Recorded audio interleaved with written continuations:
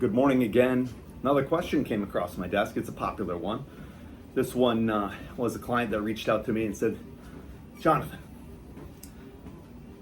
I've been working with you for a long time. I know you've got a lot of files. How long should I keep my stuff? And when I say stuff, he's talking about his tax backup. How long should he keep it? Well, it's an interesting scenario because you're probably going to get a different answer from different tax accountants. This is yet another one of those things like how long to do it. Well, I can tell you from our standpoint as a firm, I'm going to keep things through the statute of limitations. What is the statute of limitations? It's the length of time at which the government has the right to audit, to change, to look into a tax return. So once that statute runs, in theory, right, that statute is dead. Of course, if they audit in a future year for some period and they find a material representation that is considered fraud, they can go back as far as they'd like. But realistically, it's very, very hard to prove fraud. And so we look at the statute from a firm perspective. And mainly as a firm, we're doing it because we can't have unlimited space for unlimited years for every client that has come in our door. I mean, you might as well have mainframes, the size of a skyscraper for us. But, the gist of it is, for a client, I at least want them to keep stuff through the statute of limitations. So what is the statute?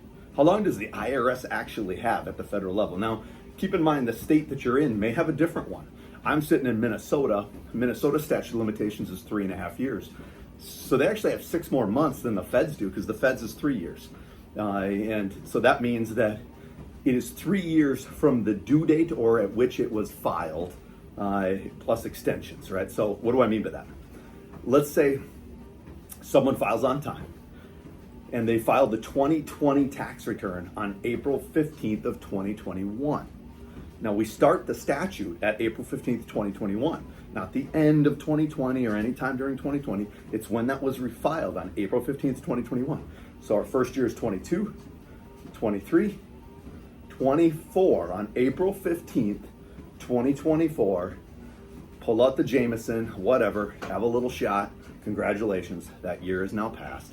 And the federal government is not going to audit unless they find some level of fraud, and they can open it up again, okay?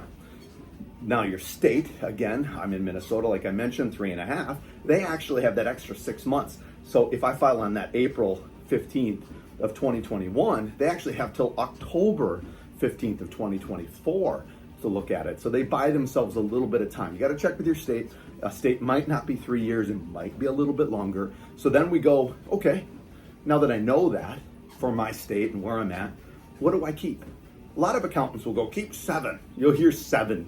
It's funny how 7 is all over the world. It's like you're at the craps table. Don't show me a 7. I'm going to hold off on taking Social Security. When's my break even? Oh, 7 years. Right? 7 just, I don't know. It's a great number. It comes up. And some accountants will go, hold your stuff for 7 years. Well, okay, I guess. I mean, is it wrong to hold 7 years if I tell someone to hold stuff for 7 years? And we're talking, again, receipts, folks, right? Real receipts. What happens to this receipt after about 2 years? Gone, faded, no longer eligible to be seen. That's great. That's going to help me a lot in an audit. In fact, it won't. But I kind of go, to me, I'll say 7 might be a little heavy. I like the statute. I like 4. Meanwhile, 4 tends to get me through statute, gets me through all of that stuff. And I'm not looking to keep a ton of paper. Now, most people are going to have digital copies of things. We're talking the hard paper, folks, of things. And realistically, in my 26 years, I have never once seen an audit go back past 3 years, ever. Right? Now, of course, there'll be that one person that will probably go, oh, I had a fraud case. And I'm like, well, if they have a fraud and they've actually proven fraud, this person's got a lot more problems than how much they've held in the statute or whether they've held on to their paperwork. There's bigger issues to fry there. But that's my answer. Roughly 4 years, I think, is a great number. It covers typically your state statute plus your federal statute.